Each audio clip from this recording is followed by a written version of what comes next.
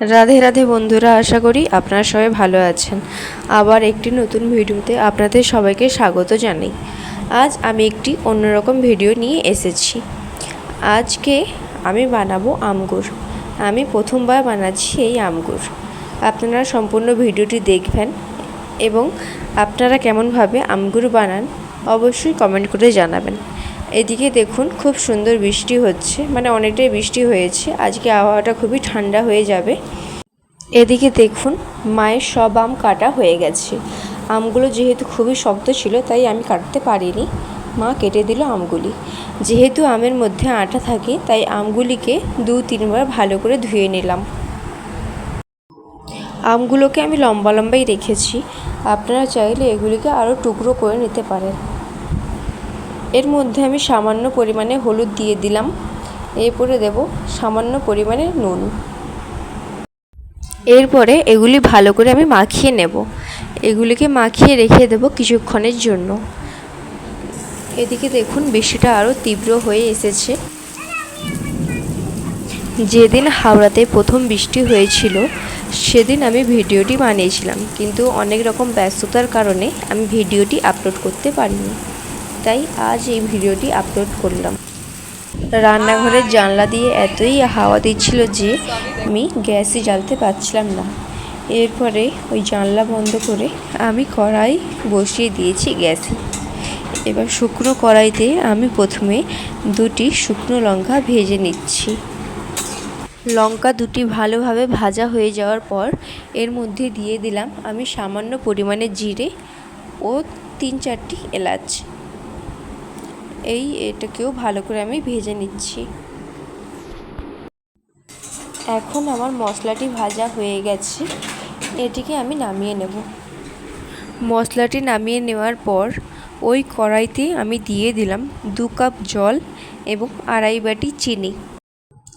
2 cup জল এবং 2.5 বাটি চিনি দেওয়ার পর আমি এটিকে ভালো করে নাড়িয়ে চাড়িয়ে গুলিয়ে নিতে শুরু করলাম। কড়াইতে চিনি আর জল দেওয়ার পর সেটিকে অনবরত নাড়িয়ে চাড়িয়ে দিতে হবে, কারণ না হলে ওটি বসে যাবে কড়াতে। দেখুন এবার চিনিটি ভালোভাবে ফুটতে শুরু করেছে, ততক্ষণে আমি মশলাটা গুঁড়ো করে নিচ্ছি। দেখুন মশলাটি আমি ভালো করে গুঁড়ো করে নিয়েছি। এদিকে কড়াইতে চিনির রসটি ভালো করে ফুটে উঠেছে। আমি এখন দেখে নিচ্ছি যে এতে তার ভাবটি এসেছে কি না। দেখুন এবার এর মধ্যে একতার ভাব এসে গিয়েছে। এর মধ্যে আমি সব আমগুলো এবার দিয়ে দিচ্ছি। আম গুড় বানাতে আমাদের সবারই অনেক বেশি টাইম লাগে, কিন্তু এইভাবে আম গুড় বানালে খুব কম সময়েই আম গুড় তৈরি হয়ে যাবে। দেখুন কড়ার মধ্যে আমগুলি দেওয়ার পর কি সুন্দর রসের মধ্যে ফুট এসে গিয়েছে এবং দেখুন খুব সুন্দরভাবে ফুটছে। আমার আমগুলি সিদ্ধ হয়ে গেছে, তাই আমি এবার গ্যাসটি বন্ধ করে দেব। দেখুন কি সুন্দর রসের মধ্যে একতার ভাব আছে। এরপর আমি গ্যাসটা বন্ধ করে দিলাম তাড়াতাড়ি করে, কারণ রসটি বেশি ফুটে গেলে এবার তিতো হয়ে যাওয়ার সম্ভাবনা থাকে। এবার আমি ওপর থেকে মশলা ছড়িয়ে দিলাম। এবার মশলাটা নাড়িয়ে চাড়িয়ে পুরো এর মধ্যে মাখিয়ে নিলাম, আমগুড়ের মধ্যে মাখিয়ে নিলাম।